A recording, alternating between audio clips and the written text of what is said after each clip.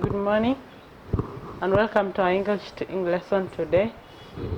It's a continuation of the previous lesson where we talked of adverbs and I gave out examples of types of adverbs and the position of these adverbs in a sentence. So I talked of adverbs. We say an adverb is a word that describes a verb or it talks more about a verb. Now there are those adverbs that come before the verb or come after the verb. Position of an adverb in a sentence. So we talked of adverbs of manner. They answer the question how. Adverbs of time. They answer the question when. Adverbs of place. They answer the question where. And then we have adverbs of frequency, which answer the question how many times or how often something happens. Now we also have adverbs of degree, which answers the question to what extent or to what degree did something happen? And if we talk of actions, actions are simply verbs in a sentence. What is a verb? A verb is a doing what? If you do something, we say you are acting. We say you are acting. Hence the word action. So you have actions which are also called verbs in a sentence. So without further ado, let's go into our lesson today.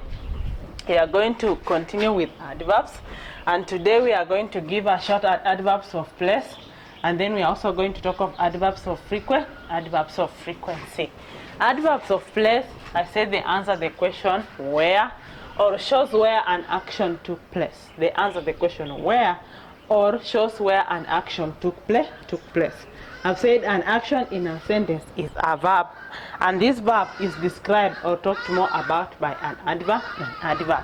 For example, I can ask the question, where did they go? For example, that is my question. Say, where did they go? Then if the answer can be, they went outside. Where did they go? They went outside. So my outside, I have the answer. Where did they go? That is my question.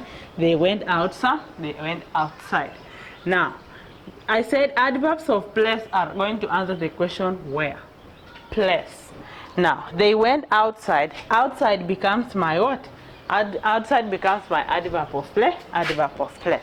Said adverbs of place, they answer the question where or shows where an action took place. Now, I have examples of adverbs of place. Number one, I have outside, I have upstream, I have everywhere, I have nowhere, I have here, far, within, away, near, and nearby. As long as a word is in conjunction with a place, then it can be an adverb of place. And in conjunction with a place, then it can be an adverb of place. Now, you have upstream, you have everywhere, you have nowhere, you have here, you have far, you have within, you have always, you have near, and then you have nearby. Example. For example, we can say, where is the stream? Where is the stream? Where, I can have a question. Where is the stream? Is the stream. Then you say, the stream is nearby. So you have nearby, which becomes what? An adverb of place. Which question is it answering? Where is the stream? The place where the stream is. Then you are giving the answer to the person who asked that question by saying nearby, which means not very far. Not very far. So you have nearby. You can also say corona has spread everywhere. For example, you can have corona has spread everywhere. Corona has spread everywhere. Now, you have spread, which is the verb in a sentence, and everywhere, which becomes the adverb. Now, everywhere is giving us more information about the spread of what? Corona. And then spread becomes a verb, and everywhere becomes what? An adverb. So everywhere is giving us extra information about the spread of corona. Now, if you tell someone corona has spread everywhere, then the person's mind, he knows corona is nearly everywhere, or is everywhere. at every particular place, at every particular place. So you can say corona has spread everywhere, everywhere. Then I have what? I have everywhere. Then I can, another sentence I can say, I went nowhere on Sunday. I went nowhere on Sunday, I keep repeating this. My Sunday begins with a capital letter because Sunday is a proper noun. Days of the week, months of the year begin with capital letters in the sentence. It doesn't matter where it comes in the sentence. It can be within the sentence at the beginning of a sentence. When I talked of use of capital letters, I said we use capital letters at the beginning of a sentence or after every comma or question mark or an exclamation mark. But there are these proper nouns. They are written beginning with a capital letter. It doesn't matter where it falls in the sentence. Now you have I went nowhere on Sunday. Now I have I went, which went is the what? Is the adverb in my sentence, and nowhere is the adverb in my sentence. It's the adverb in my sentence. So I'm trying to give an answer of my whereabouts on what? On Sunday. That means I went nowhere, which means I stayed at home or I stayed indoors. You have nowhere, which is my adverb, and then went, which is a verb. The nowhere in my sentence is an adverb giving us extra information about the verb, which is what? The verb which is went. So you can say I went nowhere on Sunday. You can also say corona has spread everywhere. Now you have spread, which is the verb in your sentence, and everywhere, which is what? Everywhere, which is the adverb in my sentence. Adverb, which is my sentence. You can say the pupils. Another sentence we can say the pupils. We can say the pupils are playing nearby. The pupils are playing what? Nearby. The pupils are playing nearby, or you can say the pupils are near the house. The pupils are playing nearby. Now you have nearby, and then you have play. Playing is a verb. Playing is a verb in its ing form, or we can call it the present participle. A verb in its present participle form. You have the present participle form of a verb, which is the ing. So you have the pupils are playing nearby. Now playing is the verb in my sentence, and nearby is the adverb in my sentence. This adverb nearby is giving me extra information about the playing. Like I know the pupils are playing, but exactly where? Nearby. Now the pupils are playing nearby. Playing is the verb and nearby is the adverb. Nearby is the adverb. So I've given out examples of adverbs of place. You should just know adverbs of place. Answer the question where, or shows where an action took place. Now we come to adverbs of frequency. Actually, when it comes to adverbs of frequency, especially when they set adverbs of frequency in the exam, most learners do not get them correct. Or most learners know this is an adverb of frequency, but they don't know how to use the adverb of frequency in the sentence. Or you have an adverb of frequency and you don't know its synonym. Or you have an adverb of frequency and you don't know its opposite. Sometimes they give you these adverbs of frequency in a sentence, they underline and then they say give the opposite or give the word that means the same. Sometimes they want you to give the synonym, and then sometimes they want you to give what? They want you to give the opposite or the antonym of the word that you've been given. So when we are going to deal with adverbs of frequency, I've tried to break down the synonyms, and I've also tried to break down what? The antonyms. Like you'll find an adverb, I've tried to get the synonym and also the antonym. So that you'll be in a position in that when you are asked for either the antonym or the synonym in an exam, you are in a position to give the correct answer. What are adverbs of frequency? Adverbs of frequency tell us how often an event occurs, or it gives us the number of times an action occurred. I've said adverbs of frequency, they tell us how often or the number of times an event occurs.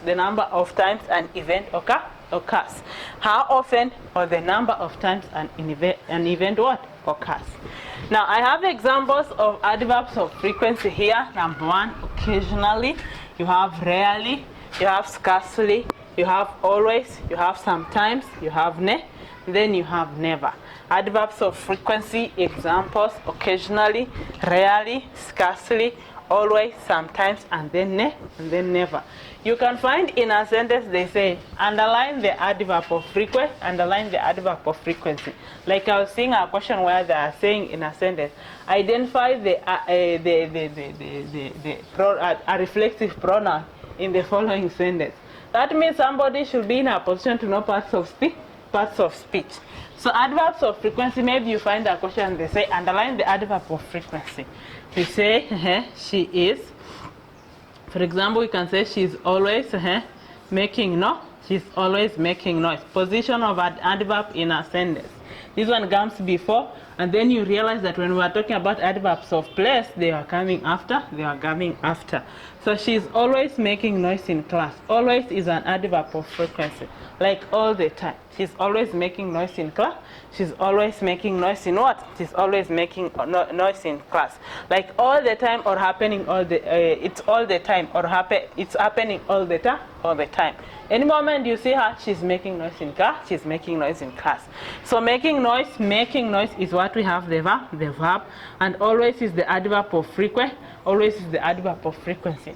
So sometimes you can find these sentences and they simply say underline the adverb of frequency, underline the adverb of frequency.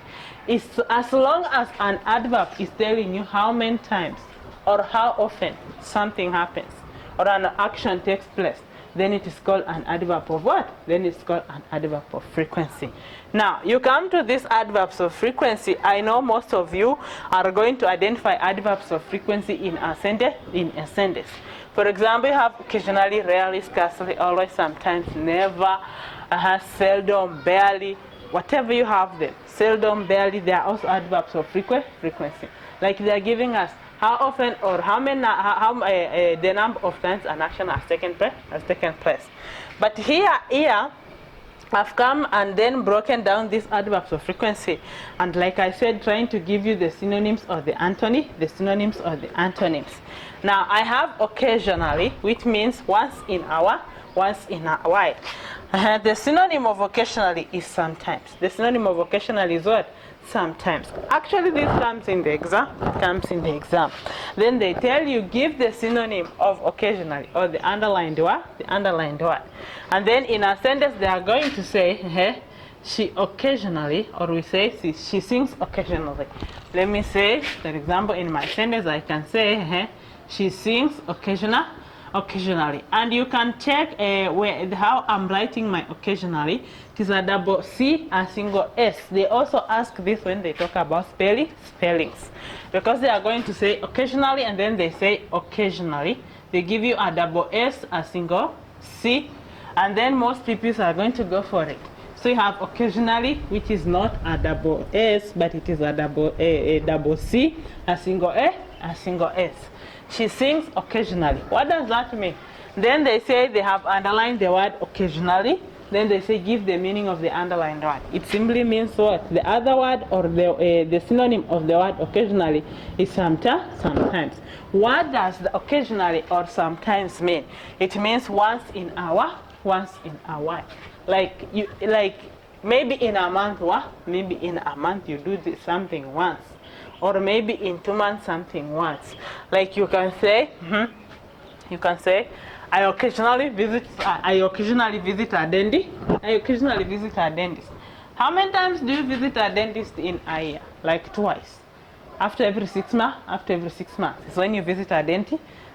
I don't know. Maybe you visit a dentist after 3 months. I don't know. So you say she sings occasionally, which means sometimes. And what is the meaning of sometimes?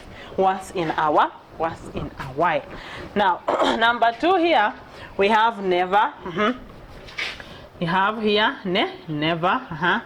So you have never, which means not at any time. Never means what? Not at any time. Like none. 0%. Not, never means not at any time. 0%. Like that thing has never happened. Now, for example, I'm going to say, I have never been to Yes, where have you never been to? Like, I have, never. I have never gone. I have never gone to Mandera. I have never gone to Mandera. Like, how many times have you gone to Mandera? 0%. 0%. 0%. You have never gone to Mandera. So never means not at any time. Not at any time. Not at any time. Or you can say, she never, for example, I can say she never eats what? She never eats raw tomatoes. She never eats raw tomatoes. Eats is the what? Eats is the verb in the sentence, and then never is the adverb of frequency. Like, how many times does she eat raw tomatoes? Or what is the number? How often does she eat raw tomatoes? Never. What does that mean? 0%. She has never, she like, not at any time. That thing has never happened. Has never happened. Not at any time. Not at any time. Now, sometimes you find in questions, like especially questions 16 to 25, or in passages, they give you, maybe they use never in the passage, and then they say give a word that means the same as the word never used in the passage. Or sometimes they give you never, especially in questions 16 to 25, and then they say give the opposite of the underlined word. Give the opposite of the underlined word. Now in my sentence I've said she never eats raw tomatoes. Now you have never, let's underline never. If they ask you to give the opposite of the word never, the opposite of the word never is always. The opposite of the word never is what? The opposite of the word never is always. Always. What does always mean? Happening at all time. Happening at all time, like all the time. Now, I said never, not at any time. Like, it's not happening at any time. 0%. Now, always happening at all the time. 100%. 100%. Like, you always eat. We always eat. We always eat. Who doesn't? We say we always, we always eat. We always eat. Always is the adverb of frequency, and eat is the adverb, is the verb or the action in the sender. The verb or the action in the sender. So we are saying we always eat. We always eat. Everybody does that. It's telling us how many times or how often we eat. We eat all the time. All the time. All the time. So we have never, which means not at any time. And then I have the opposite of the word never, is always, happening at all time. At all time. Now, it can be reversed. They can say she's always, she always goes to school. She always goes to school. Maybe they have underlined always in the sentence. Then they say give the opposite of the underlined word. The opposite of the word always is never. And the opposite of the word never is always. Always. That means the antonyms. Which means if you have never, then the antonym becomes always. Always. If you have always, the antonym becomes what? Becomes never. And I'm paying more attention on that because I know this comes in the exam and most people fail. So you have never, the opposite of never is always. The opposite of never is always. The synonym of occasionally is sometimes. What does that mean?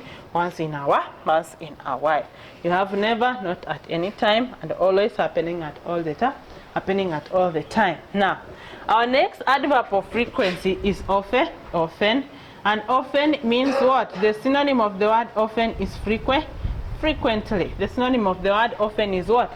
Frequently. Now, often and frequently. You have often and frequently, happening many times. Now, someone will want the difference between always and often. Look at always, happening at all times, 100%. Now, I'm trying to use percentages so that someone can be in a position to understand. Always happening at all the time. All the time, 100%. But look at often, whose synonym is frequently. Often is the synonym of frequently. And then when they ask for the synonym of often, they're always going to put their occasionally. And most learners going for occasionally. Once in a while. No. Often means the same way as frequently, which means happening many times. Happening many times. And what does many mean? Not 100%, but maybe not less than 90. Not less than what? 90. Like let's say 95%, 96%, 98%. Many times. But all the time means 100%. Many means not little, but not, let's say for example, not 100%, but not less than 90, like many. Countable nouns, positives. Counted positive. So you have often, which means the same way as frequently, and it means happening, many, always. And then you have the opposite of the word often. So the synonym of the word often is frequently, which means many times, happening many times. The opposite of this word is seldom. It can be replaced with seldom. It can be replaced with rarely. It can be replaced with what? With barely. And then it can also be replaced with what? Scarcely. So you have seldom, rarely, barely, scarcely. Now, these are opposites. If somebody gives you in a sentence, say she often sings in church, and then the underlined word is often, then they want to give you the opposite of the word often. The opposite of the word often is seldom, rarely, barely, or scarcely. Scarcely, seldom, barely, rarely are also adverbs of frequency. What do they mean? Happening on very few occasions. Happening on very few occasions. I've always said few is negative. A few is positive. A few is positive. Example in a sentence you can say, the teacher was happy that few pupils failed the exam. The teacher was happy that few pupils failed the exam, which means not many, right? And a number that cannot affect the results too much. But when you say the teacher was angry that a few pupils failed the exam, what I'm trying to mean is few can be like 3, but a few can be like what? A few can be like 7 or 8 or 9. Are you getting that? For example, in a class of 40, maybe a few can be 8, but few can be 3 or 2. You cannot, the head teacher was happy that few pupils failed the exam, which means he's happy not many failed the exam. But when it comes to a few, it is positive. It is what? Positive. Like it's quite a number, not much, but quite a number. So you have here, you come here, you have often and frequently, which means. And then you have seldom, rarely, barely, and scarcely, which are going to replace often and frequently. Often and frequently are synonyms, but seldom, rarely, barely, and scarcely are also synonyms. But the opposite of often and frequently is seldom, rarely, barely, and scarcely. So I'm going to leave some work. Just make sure you attempt. Have a good day.